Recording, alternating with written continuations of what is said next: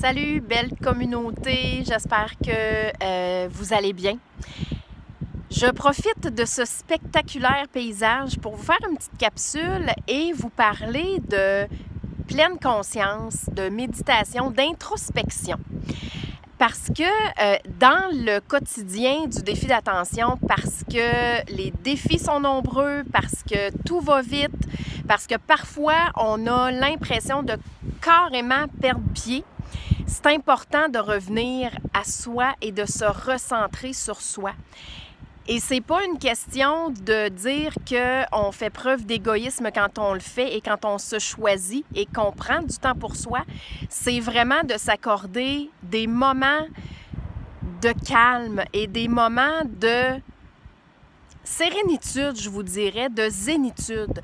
Parce que quand on réussit à faire ça, on est en mesure de créer l'équilibre entre le tourbillon qui parfois spinne très vite et l'œil de la tornade où tout est calme et paisible et où on est en mesure justement de voir tout ce qui tourbillonne autour de nous pour pouvoir décider qu'est-ce qui est là qu'on veut peut-être laisser aller dans le tourbillon et ça peut être aussi des choses qu'on veut conserver.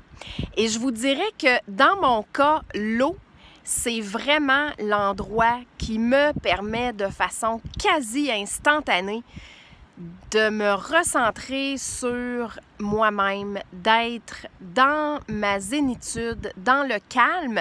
Et c'est pas étonnant. Et là, je vais faire un petit parallèle avec quelque chose dont je parle pas très souvent, qui est l'empreinte de naissance. Et sans vraiment rentrer dans les détails, parce que je veux vraiment prendre le temps de vous en parler plus longuement, mais l'empreinte de naissance, en fait, c'est un livre que j'ai eu à lire quand j'ai fait mon cours de kinésiologie holistique.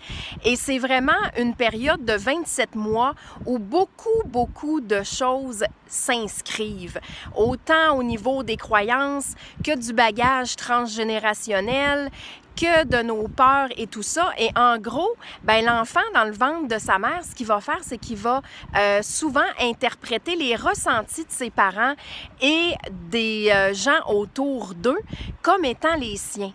Et ma mère, quand elle était enceinte de moi, en fait, mes parents étaient à Halifax. Ma mère me racontait souvent que elle allait prendre des marches à un endroit qui s'appelle Peggy's Cove. Donc, j'ai toujours été très jeune, même, je vous dirais, dans le ventre de ma mère, en contact avec l'océan, avec les étendues d'eau comme celle qui est derrière moi.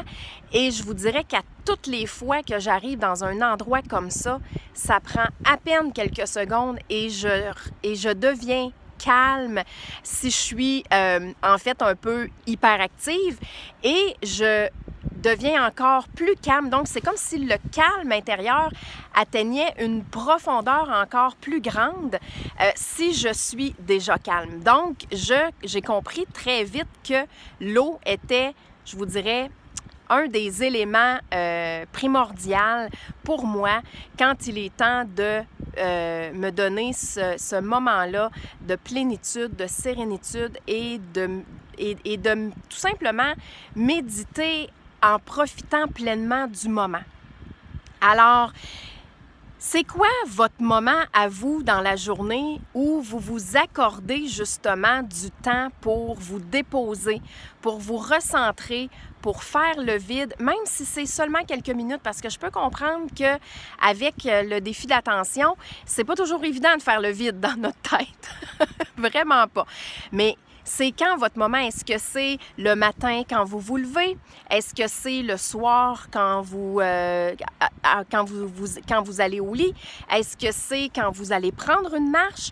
Est-ce que c'est quand vous allez dans la nature? Bref, j'aimerais ça, je serais vraiment curieuse de savoir comment vous intégrez et comment vous implantez des moments de calme et d'introspection dans votre quotidien parce que non seulement ça fait du bien, mais ça permet de garder un certain équilibre entre la folie de la vie et le calme dont on a tellement et grandement besoin. Alors, j'espère que ce petit vidéo vous a permis de réaliser peut-être que finalement, ouais, je devrais peut-être m'arrêter plus souvent ou, ouais, ces temps-ci, j'ai négligé le temps que je prends pour moi. Alors, si ça vous a permis de tout simplement faire une prise de conscience et amener les modifications dans votre quotidien qui s'imposent, bien, tant mieux. Si vous le faites de façon régulière, bien, c'est aussi fantastique et j'aimerais ça que vous me partagiez dans un cas comme dans l'autre. C'est quoi vos façons favorites de prendre du temps pour vous, de méditer et tout ça. Alors, j'ai bien hâte de vous lire.